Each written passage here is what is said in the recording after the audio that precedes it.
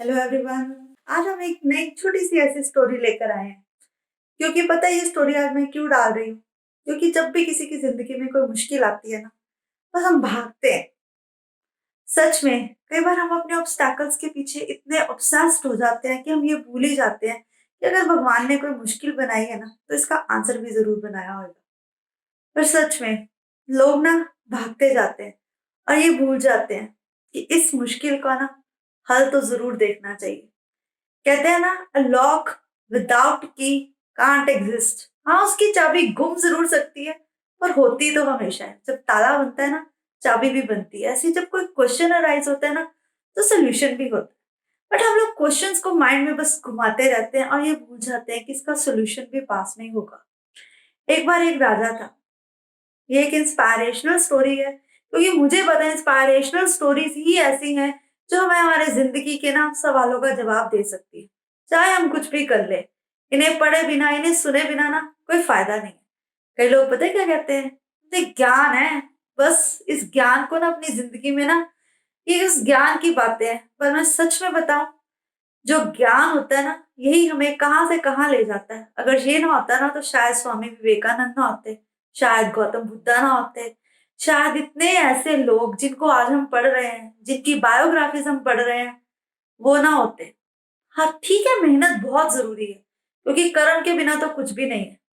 ये तो गीता पढ़ने वाला हर कोई जानता है। तभी मुझे गीता इतनी पसंद है ना, कि मुझे लगती है उसकी हर एक लाइन को ना एटलीस्ट 100 टाइम्स माइंड में रिपीट करना चाहिए। तो बस आते हैं अपनी स्टोरी पे वापस। ये बातें फिर करेंगे, करते जाएंगे, because life with Richa is really, ये तो चलती जाएगी। जब तक रिचा है, उसकी स्टोरीज भी उसके साथ हैं।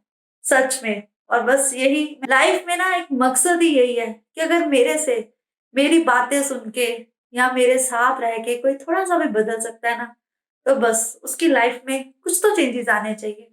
इसलिए इन छोटी छोटी स्टोरीज ना मैं डालती रहती हूँ। बस ऐसे ही आप जैसे बहुत से लोग ऐसे हैं जो मुझे इंस्पायर कर देते हैं।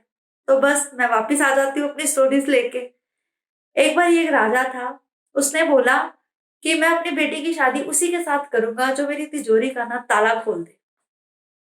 अब वहां पे तो बस होड़ लग गई राज्य में। कौन नहीं चाहता राजा की बेटी के साथ। एक चोर था जो हर तरह का ताला खोलने में एक्सपर्ट था। बिलीव हर तरह का ताला। उसने भी सोचा कि बस यही मौका है। तो बस वहां पे सब शुरू हो गए। उसमें मंत्री का बेटा भी गया। अब क्योंकि वो मंत्री का बेटा था, तो उसकी एक अपनी अकड़ थी कि हाँ, मैं मंत्री का बेटा हूँ। ऐसे ही कोई सुनार का बेटा था, कोई जौहरी का बेटा था, कोई बड़े बड़े व्यापारियों के बच्चे थे, लेकिन कई छोटे छोटे लोग भी थे। और एक ऐसा लड़का था जिसने कभी कोई ताला ही नहीं खोला था। बस हाँ, वो इस मौके को ना, कहते हैं ना, चौका छक्का मारना, बस यही सोच के वो वहां चला गया। उसने कहा कोई बात नहीं, मेला ही है, मैं एक मेले को एंजॉय करूंगा। उसकी माँ ने कहा बेटा तू कहाँ जा रहा है, वहां राजा की बेटी की शादी है, और वहां बहुत बड़े बड़े चोर आए होंगे, बहुत ऐसे लोग होंगे, तो क्या करने जा रहा है। राजा को ना रानी ने पूछा कि राजा आप कैसे हो, क्या आपने अपनी शादी चोर उचक्कों के साथ करनी, जो आपने ये ऐसी शर्त रखी है कि जो तिजोरी का ताला खोलेगा उसके साथ आप अपनी बेटी की शादी करोगे। उसने कहा रानी तू बस देखती जा। तो बस क्या हुआ, सुबह दिन चढ़ा। आपको पता है पहले जमाने में स्वयंवर ही होते थे। हमारे पुराण, हमारी बुक्स इन चीजों की बहुत ज्यादा वो वर्चुअलिटी देती हैं। चाहे ये स्टोरी सच है या नहीं मुझे नहीं पता, बट हाँ, इसकी सीख एंड में ना सुन के ना आप लोग भी एक बार कहोगे यार, लाइफ ऐसे भी सिचुएशंस हो सकती है, पर होती हैं।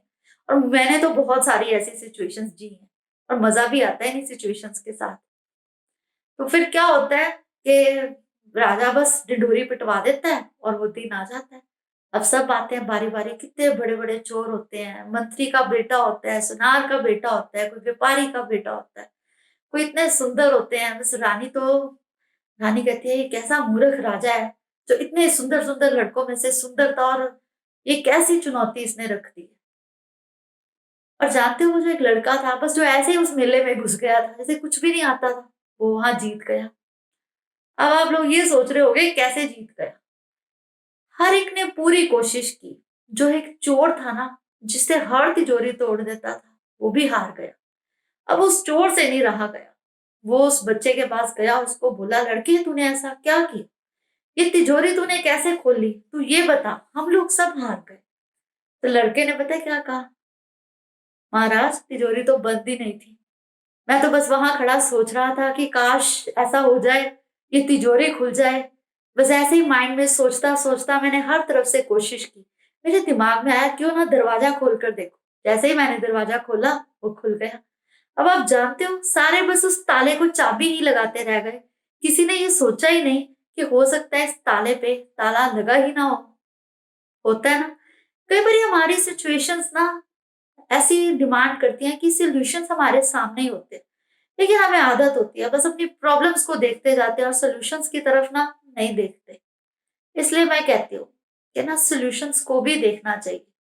अगर हम हमेशा अपनी प्रॉब्लम्स ही डिस्कस करते रहेंगे ना, तो बस फिर लाइफ में कुछ नहीं हासिल कर सकते। आपको ना एक अगली बारी एक और बड़ी अच्छी कहानी सुनाऊंगी।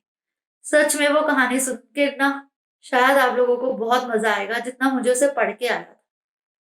Okay, bye.